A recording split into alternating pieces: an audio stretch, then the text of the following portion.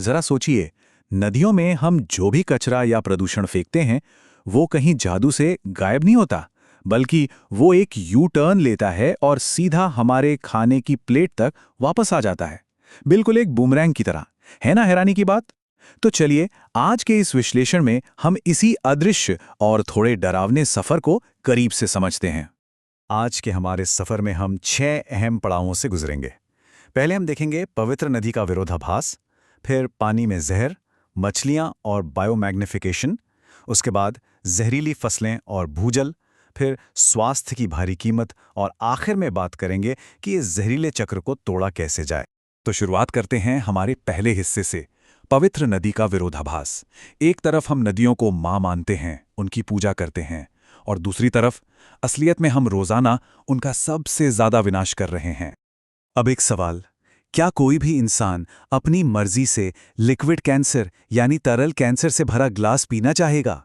बिल्कुल नहीं, है ना? सुनने में ही ये बात कितनी बेवकूफ़ी भरी लगती है, लेकिन कड़वा सच ये है कि अनजाने में ही सही, नेशनल लेवल पर बिल्कुल यही हो रहा है। हमारी नदियां एक खतरनाक टॉक्सिक कॉकटेल बन चुकी हैं और हम सब इसी सिस्टम का हिस्सा हैं। और पता है इसकी शुरुआत कहाँ से होती है? शुद्धता के एक बहुत बड़े भ्रम से। हम अक्सर सोचते हैं ना कि पूजा में चढ़ाए गए फूल तो पूरी तरह से प्राकृतिक हैं, बायोडिग्रेडेबल हैं, लेकिन सच्चाई कुछ और ही है। आजकल ये फूल कमर्शियल फार्मिंग से आते हैं।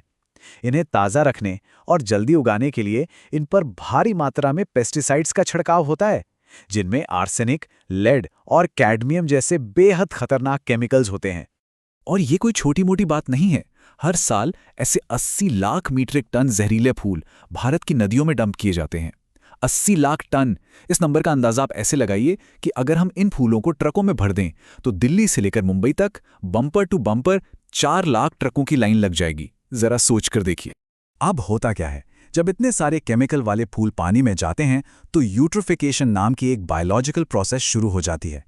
ये मासूम से दिखने वाले फूल नदी के पानी में सड़ने लगते हैं, बैक्टीरिया तेजी से बढ़ते हैं और पानी की पूरी सतह को काई से ढक देते हैं। नतीजा, पानी के अंदर की सारी ऑक्सीजन खत्म हो जाती है और एक जीता जागता इकोसिस्टम डेड जोन बन जाता है। दिल्ली की यमुना नदी में जो सफ़ेद जहरीला झाग तैरता हुआ दिखता है ना, वो इसी दमघोंटू प्रक्रिया का एक जीता जागता और भयानक सबूत है। चलिए अब आगे बढ़ते हैं दूसरे पड़ाव की तरफ, पानी में जहर। फूलों की तो हमने बात कर ली, लेकिन हमारे त्योहारों और नागरिक व्यवस्था की कमियों के चलते और भी बहुत से केमिकल्स नदियों में जा रहे हैं। आजकल लगभग 90% मूर्तियां प्लास्टर ऑफ पेरिस से बनती हैं, जो पानी में घुलता ही नहीं है। लेकिन असली खतरा उन मूर्तियों पर लगे पेंट्स का है।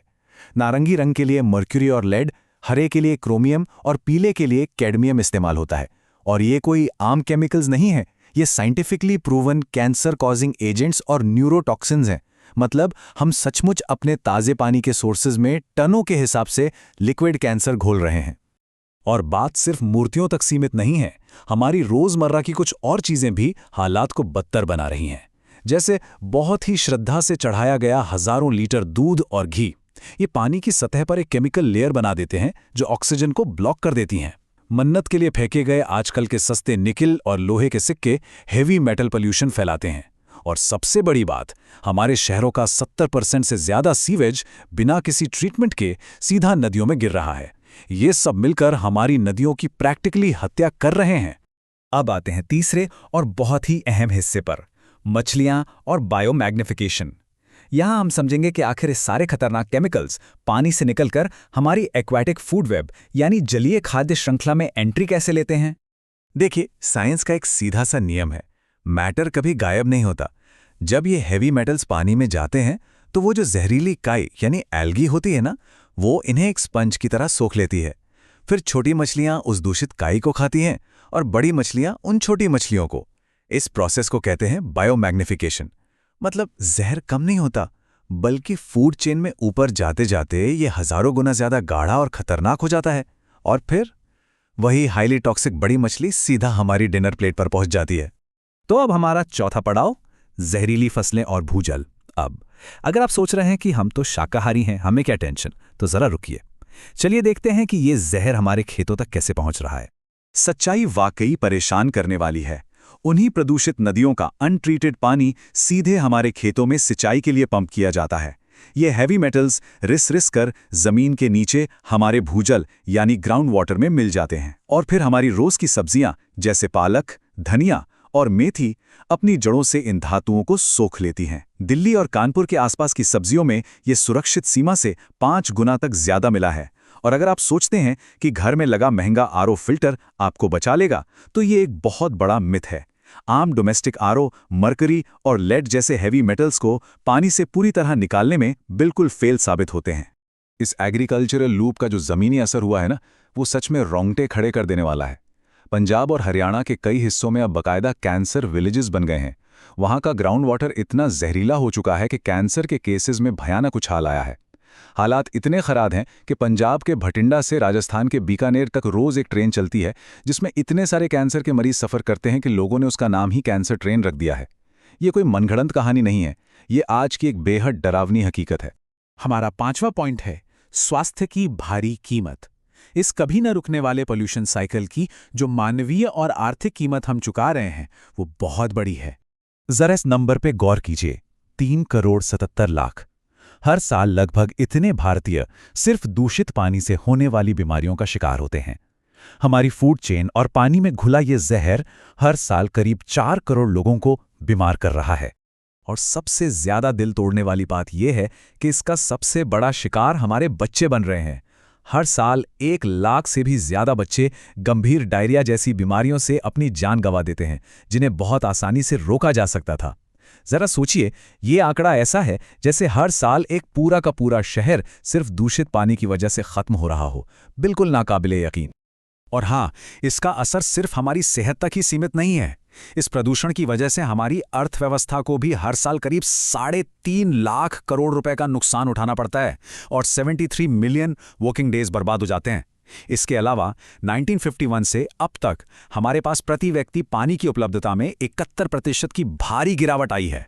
चेन्नई में जो 2019 का डे जीरो आया था ना, जब पूरे शहर का पानी सूख गया था, वो हमारे लिए एक बहुत बड़ा अलर्ट है कि 2050 तक हम कितने भयानक जल संकट की तरफ बढ़ रहे हैं। लेकिन रुकिए, सब कुछ खत्म नहीं हुआ है। हमारा छठा और आखिरी पॉइंट है इस जहरीले चक्र को तोड़ना, क्योंकि सही अप्रोच और थोड़ी सी समझदारी से इस लूप को बिल्कुल तोड़ा जा सकता है। सॉल्यूशंस हमारे सामने हैं। दुनिया भर में इसके सफल एग्जाम्पल्स मौजूद हैं, जैसे लंदन की डेड हो चुकी थेम्स नदी और चेन्नई की अद्यार नदी का सक्सेसफुल क्लीन अप।